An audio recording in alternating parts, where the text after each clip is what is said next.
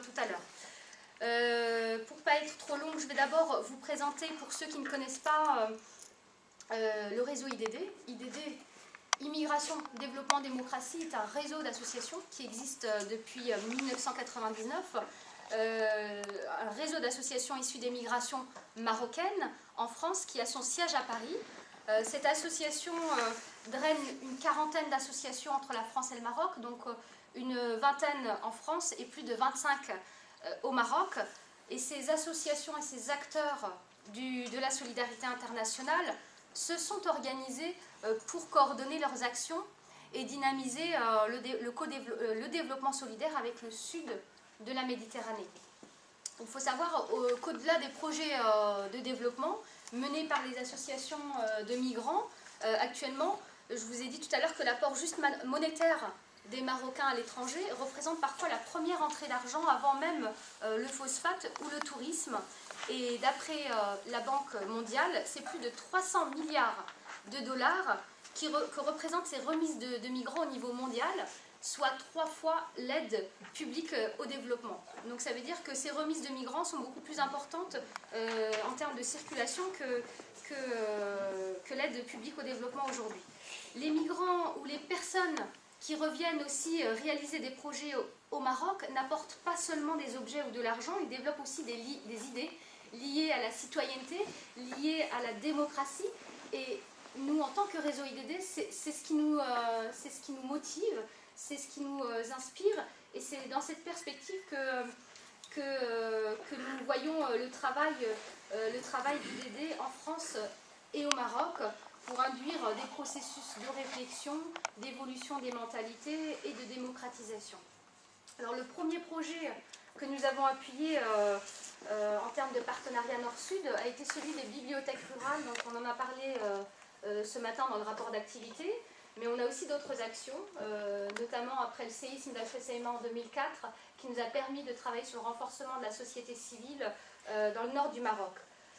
Je voudrais revenir rapidement aussi sur le rapport du PNUD, parce qu'on en a parlé tout à l'heure, mais vous sortir 2-3 idées phares qui me paraissent essentielles dans cette table ronde qu'on organise aujourd'hui. Le rôle des migrants est important et nécessaire au développement des pays d'origine. Donc aujourd'hui, on ne le nie plus, et beaucoup de chercheurs ont écrit dans ce sens. Mais ce n'est que récemment que les institutions internationales ont commencé à prendre conscience de ce lien porteur de développement et de bien-être pour les populations les plus marginalisées de la planète, comme donc nous le suggère le dernier rapport du PNUD, donc le Programme des Nations Unies pour le développement, qui a enfin réalisé l'intérêt des migrants au-delà de l'envoi d'argent. Alors, plus important encore, pour ce même rapport, vivre là où l'on souhaite est un élément clé de la liberté humaine et qui avance également sur la réduction des barrières et d'autres contraintes à la mobilité, ainsi qu'à l'amélioration des politiques à destination de la population migrante qui peuvent générer d'énormes bénéfices en termes de développement humain. Alors, il faut savoir que c'est des choses que nous, en tant qu'association, on dit depuis très longtemps, mais le fait que ce soit le PNUD qui le porte au sein de ce rapport, c'est extrêmement important et c'est beaucoup plus... c'est dit de manière institutionnalisée et connu de manière internationale. Alors rapidement, pour m'arrêter sur aussi le ministère de l'immigration, de l'intégration de l'identité nationale et du développement solidaire qui a été créé par le gouvernement Sarkozy. Alors l'appellation même de ce ministère nous pose question et demain nous allons largement débattre puisque nous avons une motion sur ce ministère. Je voudrais m'arrêter au moins sur la question du développement solidaire. Donc ce ministère est chargé de la politique de co-développement et en liaison avec le ministère des Affaires étrangères et européennes et le ministre de l'économie, des finances et de l'emploi. Il participe à la mise en œuvre des autres politiques de coopération et d'aide au développement qui concourent au contrôle des migrations. Ce qui veut dire que le développement solidaire est directement mis en lien avec le contrôle des migrations. Alors depuis le rapport Nahir, on le sait, en 1997, cette liaison a été déjà proposée et les partenariats proposés par la France et plus récemment par l'Union européenne comprennent un volet coopération-développement qui est directement assujetti désormais à un volet migration et plus précisément à celui de la gestion des flux migratoires. Alors on a aussi une chercheuse à Migrinter qui s'appelle Nathalie Kotler qui travaille sur ces questions et qui nous parle directement à elle du co-développement versus retour des migrants.